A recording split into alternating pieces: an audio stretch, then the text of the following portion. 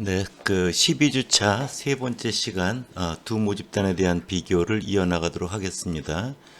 여러분들 세 번째 시간에는 앞서 이야기를 했던 두 개의 독립된 모집단에 대한 비교 문제에서 자료가 이렇게 쌍으로 관찰되는 그런 어떤 특별한 상황이 있거든요. 그래서 그와 관련돼서 대응표본 T검정에 대한 얘기를 여러분들에게 설명을 하고자 합니다. 슬라이드를 넘길게요. 대응표본 T검정 또는 페어드 T테스트 이런 표현으로 읽혀지는 건데요. 내용은 이런 겁니다. 동질적인 자료가 한 레코드가 자료가 쌍으로 관찰이 되는 거예요. 쌍으로 관찰된 데이터에 대해서 그 쌍으로 관찰된 그러니까 예를 들어서 어떤 A라고 하는 그룹이 있다고 해보세요. A라고 하는 그룹을 중간 시험을 한번 보고 동일한 사람들이 기말 시험도 한번 보는 거죠. 그럴 경우 중간고사에 비해서 기말고사 성적이 더 평균이 더 우수한가 이런 걸 우리가 알아볼 수 있는 거죠. 이렇게 쌍의 형태로 관측된 데이터에 대한 두 모집단의 평균을 비교하기 위한 검정 방법인데요. 왜 이런 생각을 했느냐 하는 것은 특히 여기서 중요한 것은 그런 대응 표본 자료를 쌍으로 얻게 되는 대응에서 표본을 얻게 되는 그런 실험이 필요한 상황이 있다라는 겁니다. 그럴 경우는 독립 이표본을 할 경우는 올바른 그런 결과를 얻어내기 어려운 그런 상황이 있어서 이런 대응 표본으로 자료를 얻게 되는 건데요. 같이 한번 슬라이드 2쪽을 읽어볼게요. 예를 들어서 이런 걸 먼저 한번 해보세요. 아래에 보면 예 1, 예 2가 있는데요. 예 1을 보면 두 종류의 운동화가 있어요. 두 종류의 운동화가 있는데 운동화에 밑창이 있잖아요. 밑창을 보통 합성수지로 만드는데요. 합성수지 A를 이용해서 만든 운동화가 있고요. 합성수지 B를 이용해서 만든 운동화가 있어요. 그래서 그 운동화가 어느 게 더 마모가 빨리 되는가, 그래서 어느 게 더 질긴가 이런 걸 보고자 하는 거죠. 마모량을 비고자 하는 경우 실험 대상에 있어서 우리가 어떤 A그룹에다가는 합성수지 A로 만든 운동화를 신기고 B그룹에다가는 합성수지 B로 만든 걸 신겨서 예를 들어서 6개월을 지나고 나서 마모된 정도를 비교해서 어느 운동화가 더 마모가 덜 됐다. 이렇게 말할 수가 있는데 이게 문제가 있다는 거예요. 뭐냐면 어떤 사람은 축구를 한다든지 이렇게 많이 활동을 하는 사람이 있는 반면 조용히 이렇게 산책 정도 하는 이렇게 걷는 이런 그룹이 있을 수가 있잖아요. 그래서 순수한 합성수지의 운동화의 질긴 정도의 마모된 차이를 보는 데 있어서 그 실험 대상에 사는 사람들의 활동 습관 또는 보행 습관 또 성별 또는 나이 이런 거에 의해서 순수한 운동화의 마모 정도의 차이를 알 수 없게 되는 경우죠. 그 사람이 앞서 얘기했던 대로 이제 운동 습관, 보행 습관 등에 따라서 차이가 난 거와 실질적 합성 수지 A와 B의 질긴 정도의 차이가 섞여 버리다 보니까 순수한 운동화의 품질 차이를 알 수 없게 된다. 또 하나 예를 들어보면 이런 거예요. 자동차를 샀는데 타이어의 수명을 비교한다고 해봐요. 한국 타이어로 바퀴 4개를 껴서 예를 들어서 10,000km를 달렸다. 기간도 정해주고요. 또 한 차는 한국 타이어가 아니라 금호 타이어로 타이어 바퀴를 해서 역시 또한 10,000km를 달리고 일정 기간 동안 같은 기간 동안에 해서 어느 타이어가 더 많이 달았는가 이런 생각을 할 수 있는데 순수한 타이어의 마모 정도의 차이를 갖다가 비교하는데 혼란을 주는 원인은 뭐냐면은 어떤 사람은 운전을 할 때 막 굉장히 과속을 하고 브레이크를 막 심하게 밟고 그다음에 거친 그런 어떤 지역을 비포장도를 많이 달리고 그러면은 타이어의 순수한 차이보다는 그런 외적인 그런 개인의 운전 행태나 습관에 의해서 영향을 받기 때문에 순수한 타이어의 마모 정도의 차이를 알아내기가 어렵다 이런 거죠. 그래서 이 예를 보면 두 종류의 타이어의 수명을 비교한다고 할 때 한 자동차의 A형 한국 타이어를 부착하고 또 다른 자동차에는 금호 타이어를 부착하는 실험보다 그럼 이런 것들을 방지하기 위해서는 어떻게 하냐면 자동차 하나에 바퀴가 4개니까 대각선으로 2개는 한국 타이어, 2개는 금호 타이어 이렇게 부착한 실험을 하면은 그런 개인의 운전 습관이나 이런 것들의 영향을 전혀 받지 않게 되는 거죠. 거칠게 한 승용차는 다 많이 다뤘을 거고 곱게 운전한 거는 다 적게 다뤘을 거예요. 그래서 한 자동차에 금호 타이어와 한국 타이어가 쌍으로 자료가 얻어지는 경우죠. 앞서 운동화도 오른쪽 왼쪽을 랜덤하게 합성수지 A로 만든 거 한 짝 시키고 합성수지 B로 만든 거 한 짝 시키면 개인의 차이에 의한 부분은 상쇄되고 순수한 운동화의 그 품질 차이를 우리가 알 수 있게 된다. 바로 이렇게 대응 표본이 실험이 필요한 사항은 이렇게 동질성이 두 그룹의 동질성이 결연된 상황에서 이 표본 T 검정을 하는 경우 우리가 얻게 되는 반응값 Y의 차이가 순수한 그런 운동화의 마모량의 운동화의 질에 의한 차이인가 아니면 타이어의 순수한 차이인가가 아니면 실험에서 고려하지 않은 그런 운동 습관, 보행 습관에 의한 차이인가 아니면은 운전 습관에 의한 차이인가 이런 것들이 섞여 버려서 구별할 수 없게 되는 경우가 생겨서 그런 것들을 사전에 방지하기 위해서는 한 자료에 대해서 한 개체에 대해서 자료를 쌍으로 얻을 수 있게 실험을 구성을 하는 게 중요하다. 그렇게 얻어진 표본이 대응 표본이다 이런 겁니다. 다음 페이지로 가볼게요. 좀 더 설명을 해보면 앞에서 두 표본이 서로 다른 모집단으로부터 독립적으로 추출된 경우를 다뤘다. 이 경우에 있어서 두 모집단의 실험 단위들이 동질적이 되도록 해야 한다는 거다. 그래야 둘의 순수한 차이를 보고자 할 수 있기 때문이다.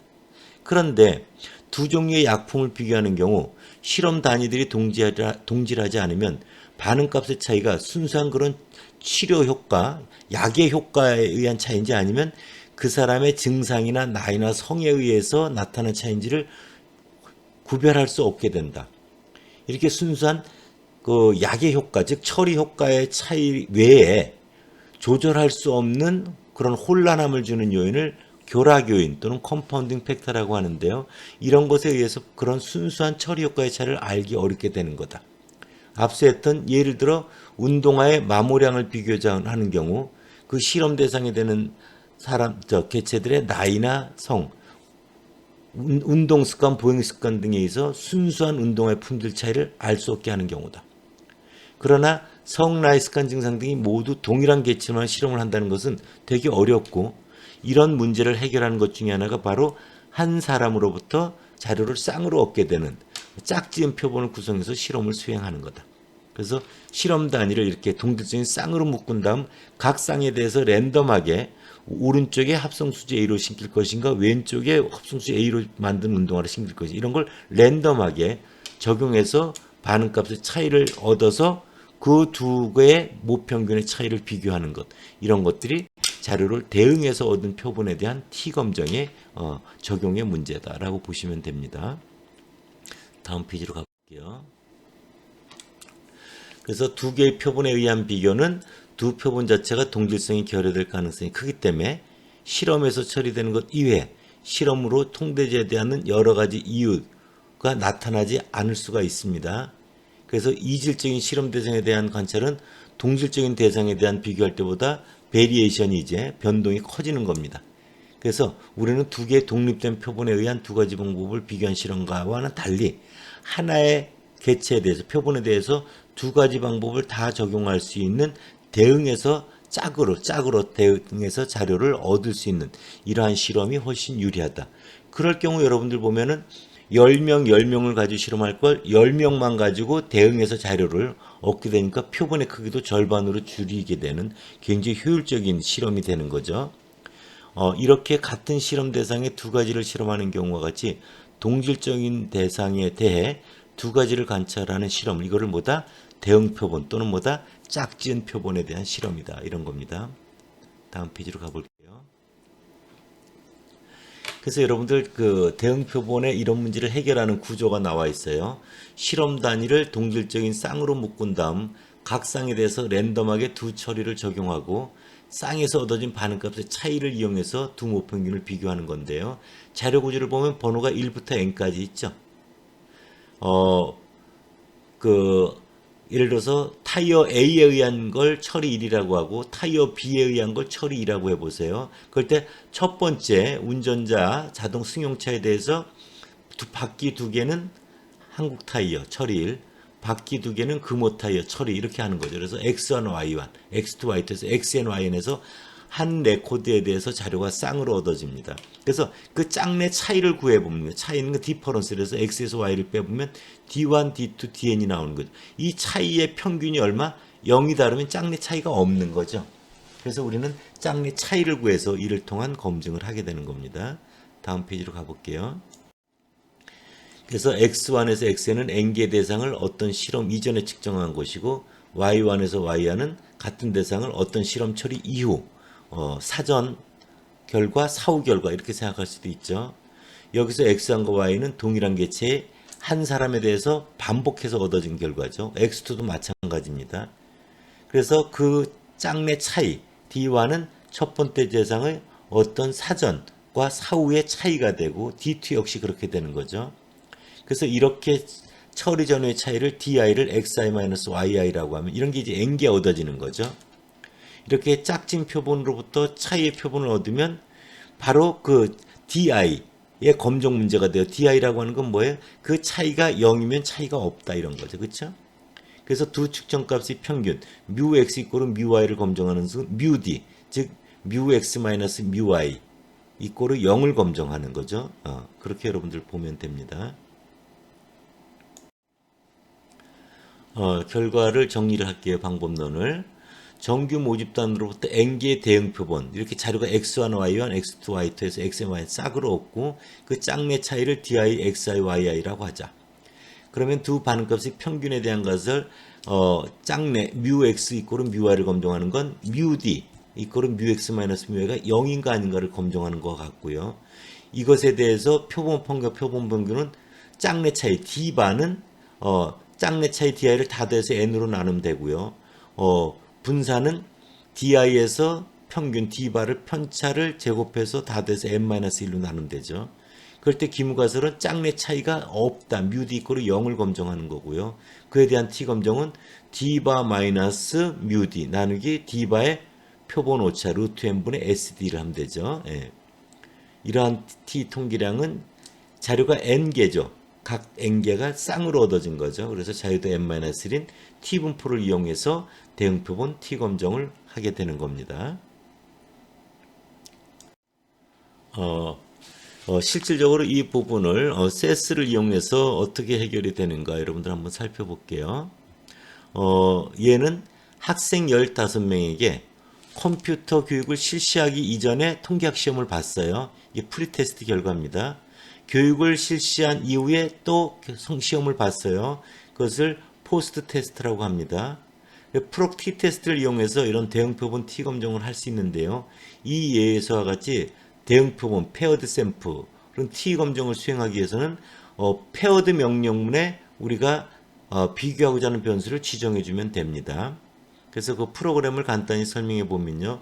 슬래시 스타 대응 T 검정 2에 스타 슬래시 이렇게 되어 있잖아요.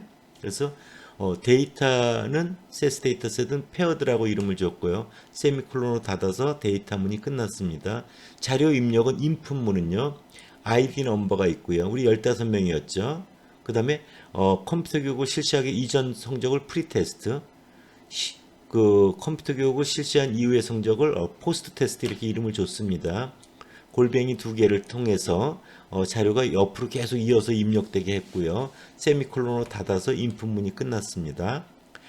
카즈문은 세미콜론에서 자료 입력이 시작이 됩니다. 그래서 첫 번째 학생은 01이에요. 사전 점수는 80점, 사후 점수는 82점 이런 겁니다. 두 번째 학생은요. 73점 사전 점수, 71점 사후 점수. 이래서 15명의 자료가 입력이 되어 있습니다. 세미콜론으로 닫아서 자료 입력이 끝났다는 걸 알리고요. 런해서 세미콜론 닫아서 데이터 스텝이 끝났다는 걸 볼 수 있습니다. 이럴 때 대응 표본 T 검정을 하기 위해선 프락 T 테스트, 세스 데이터셋 이름은 위에 페어드, 세미콜론으로 닫았어요. 페어드라고 하는 명령문에서 바로 거기 뭐죠?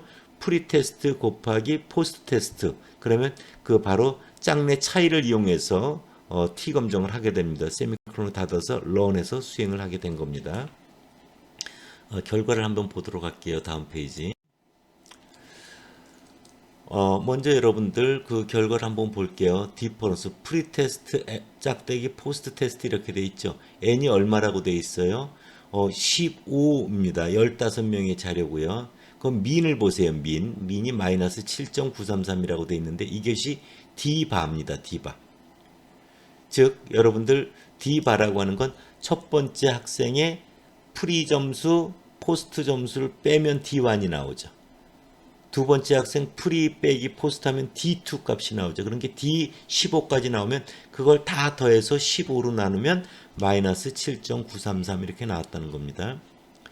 스탠다드 데비에이션을 보면요. 9.9317로 나와 있는데요. 이거는 뭐냐면 첫 번째 프리 빼기 포스트한 D1 값이 나왔죠. 그래서 D1 값 나온 거 빼기 평균 마이너스 7.933 가로 열고 가로 닫고 제곱 더하기 두 번째 이렇게 편차를 제곱해서 다 더해서 15 빼기 1로 나눈 거죠. 그것에 루트를 씌우면 9.9317이 나오고요. 스탠다드 에러라고 하는 표준 오차는 9.9317 나누기 루트 n 즉 루트 15를 하면 2.5643이 나옵니다. 그래서 그걸 통해서 자유도 값은 보면 n-1이니까 15 빼기 1 해서 14가 나온 거 출력된 걸 볼 수 있고요. t 값은 자 d바 즉 마이너스 7.933 마이너스 뮤d는 기무가 살아있어 0이죠. 0 나누기 루트 n 15분의 9.9317 하면 그 값이 마이너스 3.09가 나오고요. 그에 따른 유의확률 P값을 계산해 보면 0.0079가 나온 겁니다. 그래서 여기서 기무가설은 뭐예요? 컴퓨터 교육을 실시하기 이전과의 평균과 실시한 이후의 평균은 차이가 없다. 기호로는 뮤d 이꼬르 제로 이런 거죠. 대립가설은 차이가 있다 이런 겁니다. 대응 T검정의 결과 T값이 앞서 말한 대로 마이너스 3.09가 계산됐고요. 그에 대한 유의확률이 0.0079이므로 5% 유의 수준에서 P값이 그보다 작죠. 그래서 기무가설이 기각되는 걸 볼 수 있습니다. 그래서 기각되니까 결론은 뭐예요? 컴퓨터 교육을 실시하기 전에 비해서 실시하기 전과 실시한 후에 통계학 성적의 평균은 차이가 있다고 말할 수 있는 겁니다. 또 그 짝진 표본의 평균차가 마이너스 7.933이죠. 그 오타네요. 마이너스 7.933인데 마이너스 13.43으로 잘못 나와 있네요. 마이너스 7.933. 이므로 컴퓨터 교육 실시한 후의 성적이 평균적으로 7.933 정도 더 높다는 것을 여러분들 알 수 있게 되는 겁니다. 여기까지가 두 모집단에 대한 비교, 독립유표본 T검정과 대응표본 T검정에 대한 결과를 여러분들에게 설명한 겁니다. 이후에 여러분들이 나중에 대면 강의를 할 때 이와 관련돼서 실습을 통해서 다시 한번 복습시켜주는 시간을 갖도록 하겠습니다.